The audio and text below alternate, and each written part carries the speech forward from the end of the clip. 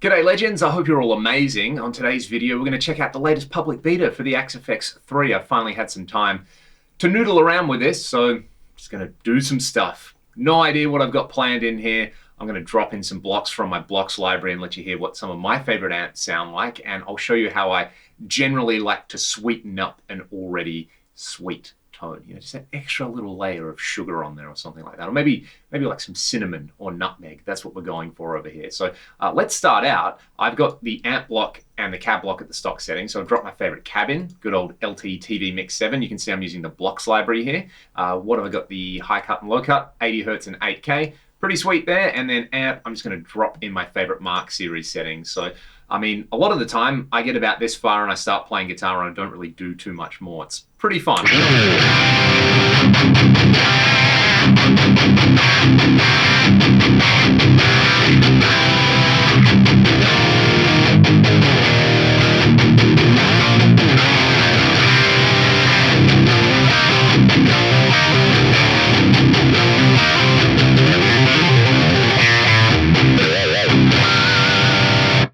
I like that quite a lot. Lots and lots of gain, but there's no such thing as too much gain, especially on a Mark series where it can stay really nice and articulate.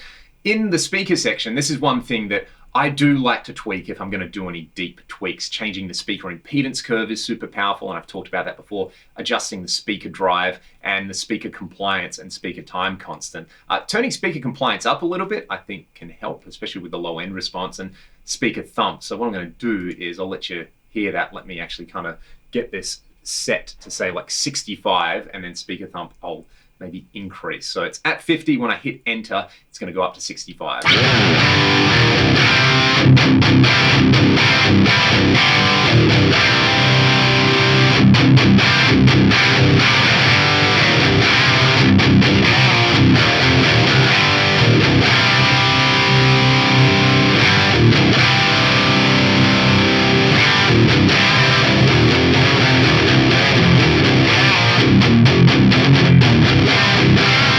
That's doing some fun stuff to the low end. It's making it a little kind of chewier and more aggressive.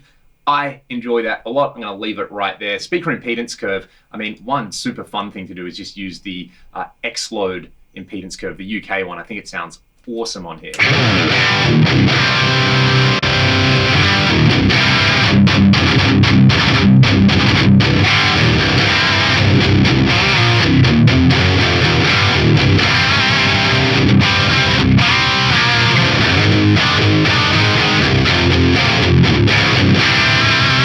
Now, I've seen people chatting about, you know, low cuts before the amp and after the amp, and whether you want to use a multiband compressor because the low end is a little tighter and more accurate on this firmware.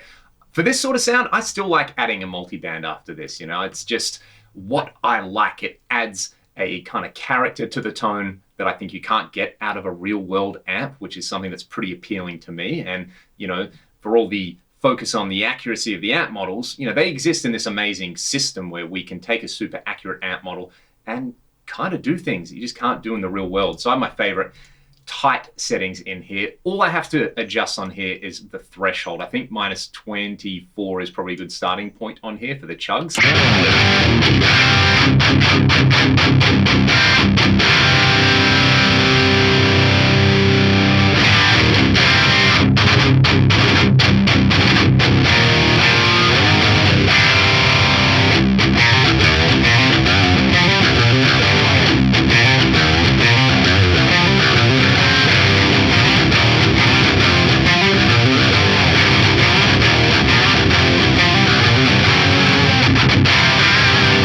So I've got a pretty tight high gain Mark series thing going on there. One thing that I've been enjoying is either using the dynamic distortion block or the tape distortion type in the drive block after all of this to just add it some like kind of tape drive character in there. I recently got Isotope Ozone, and that has some fantastic like tape saturation and drive settings in there. So pretty inspired by that. I'm just going to drop a drive block in here, and all the noise you can hear is just my cat having a wicked time playing with a toy mouse. So don't worry too much about that. That sound's not coming from the Axe. Let's just have a listen to what this does. So drive at 2, level at 8 roughly gives you unity gain, and it adds some awesome crispy character.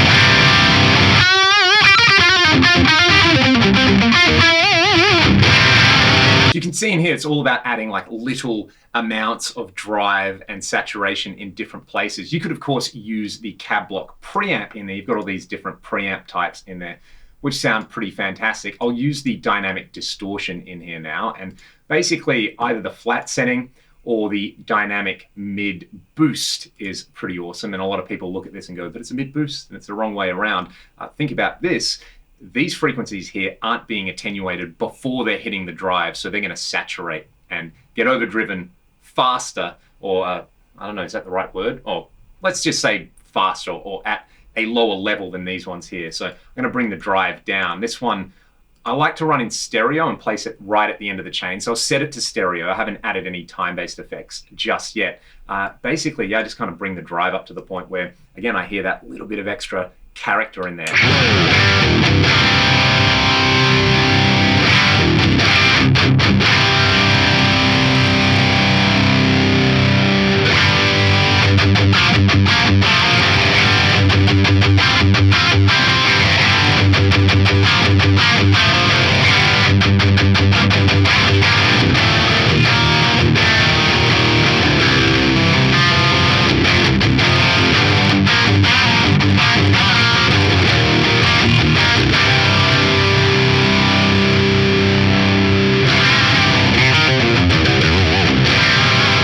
Right on the edge there, you can hear just a little bit of crackle in there. I don't mind that. That's not going to be super present in a mix, but again, we're talking about character tones here. So what I'm going to do is move this right to the end of the chain, and something I've been enjoying is, using a little bit of reverb on here, generally a plate. So much of what I like comes back down to just that kind of Van Halen late 70s style thing, cross with the John Sykes 1987 thing, cross with Ty Table, King's X, or Jerry Cantrell. We're talking about fuzz over here. We've got plenty of fuzz right here, don't we? So what I'm going to do is put on my favorite plate. I've just got it saved in here as plate number 1, London plate with 1.5 seconds of decay time on there. Then I'm going to put pitch detune after it. You can see like all my favorite tonal influences coming together on this one. Let's just do this one, dual detune. It's just using, plus or minus 9 cents. So again, like the best of the 80s, the best of the 90s, all together in one. I'll let you hear each element. So reverb, then reverb plus pitch detune, then the dynamic distortion.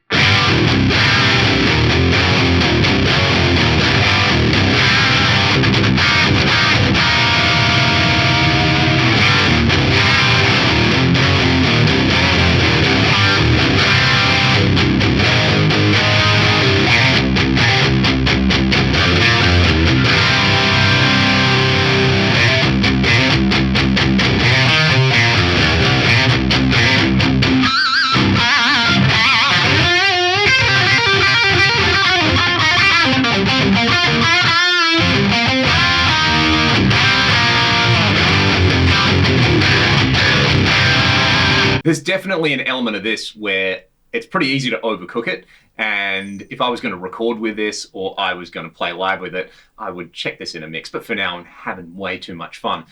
What's kind of cool is maybe to back off the overdrive on the amp block and to either use the built-in input boost or to use a drive block. Like there's a clon in there now, there's the hotcake model that I love. So in the preamp section, CC boost is amazing. That together with the fat switch and some delay is a pretty epic lead tone. Let's actually use the multi-tap delay. I'm just gorging myself on all my favorite things in here. Let's do, not from my blocks library, we'll just use the stock Aurora delay in here because that is pretty tasty. We'll put the fat switch on and we'll put the input boost on.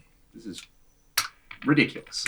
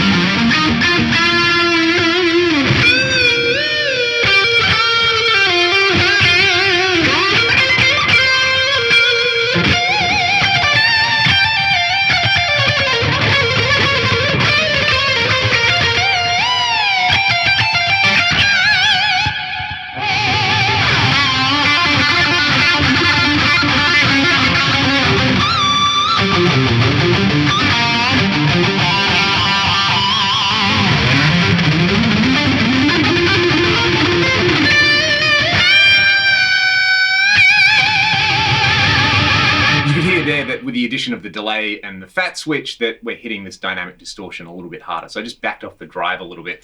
That's super duper fun. Instead of the CC boost in the amp block, let's drop a drive block on here, and I'll just bring up my favorite clone settings in here with the clone Chiron. Maybe I'll leave the fat switch off. No, I'll leave it on. Let's have a listen to the difference with the clone and the non-clone.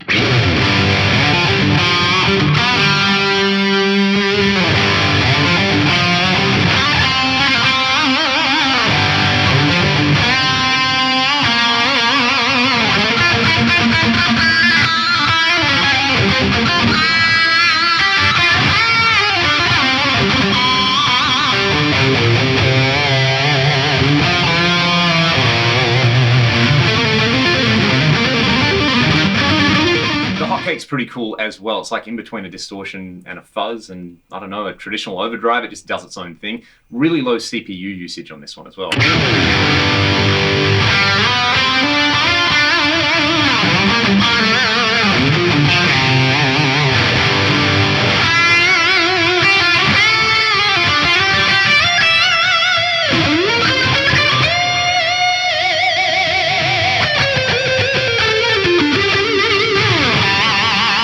Basically like a room of no consequences dream dessert platter where you get your chocolate cake and your pudding and your apple crumble and your custard and everything else on there. Each element that I'm adding always has the potential to make you kind of feel a bit sick or ruin the overall experience in there. So yeah, you know, maybe you don't need reverb and pitch detune and multi-tap delay and dynamic distortion to have fun, but that's what they all do together. Let's flick some of these off, and I will bring up one of the Recto models in here because they are sounding pretty slamming in here. My go-to Recto settings are, you know what, gain right down the middle, bass off a little bit, mid up a little bit, master volume down. I'll start with the multi-band off in here, and I do like the grinder boost in the preamp, but I'll let you hear it without it.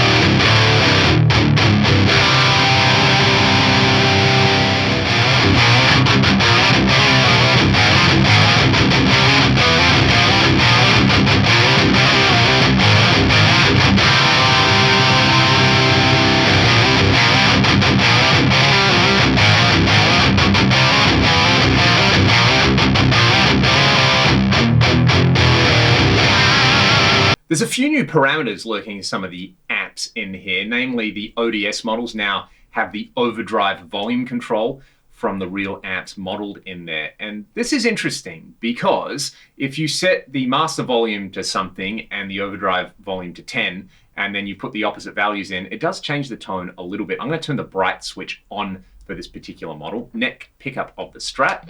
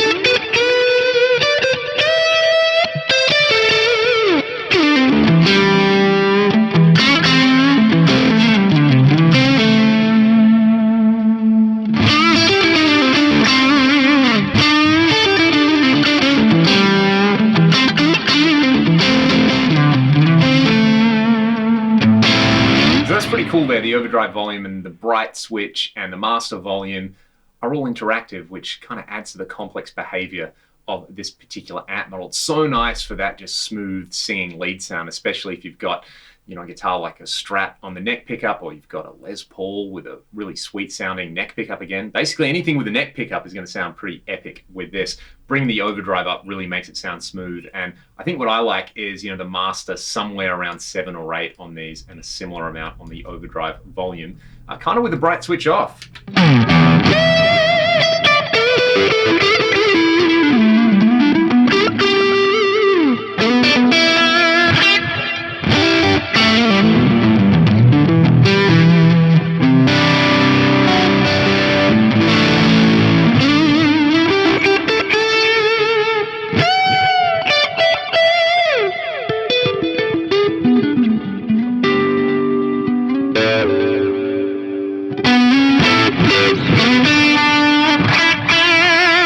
Realized that I had the dynamic distortion on the whole time I was doing that ODS little demo there. Nevertheless, let's move on to some Marshalls. The jumped 6CA7 50-watt plexi might be my new favorite like mid-gain Marshall on here for slightly lower gain tones, the jumped JTM45.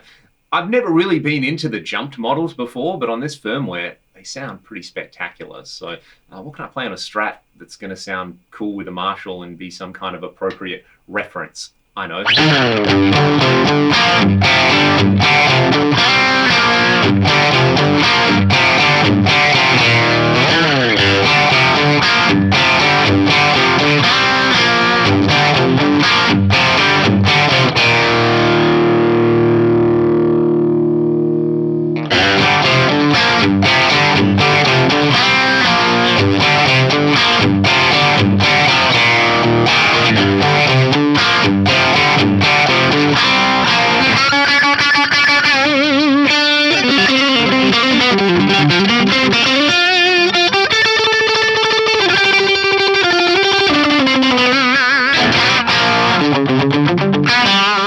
Studio 20, still sounding pretty sweet. I did a little video on an earlier beta release of this firmware which had this one in there, but yeah, for edge of breakup style stuff, I think a lot of people are going to love this. I'm going to put the pitch detune and the Aurora delay on.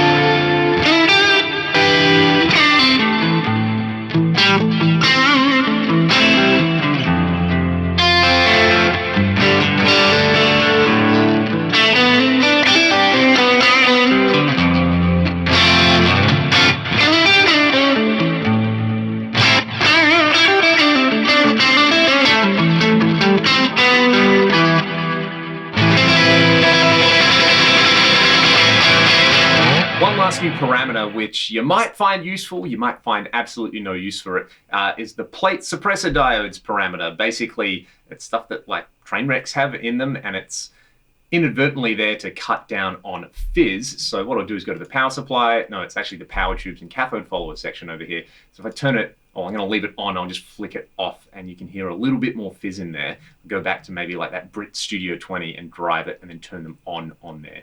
You'll hear, again, a little less fizz.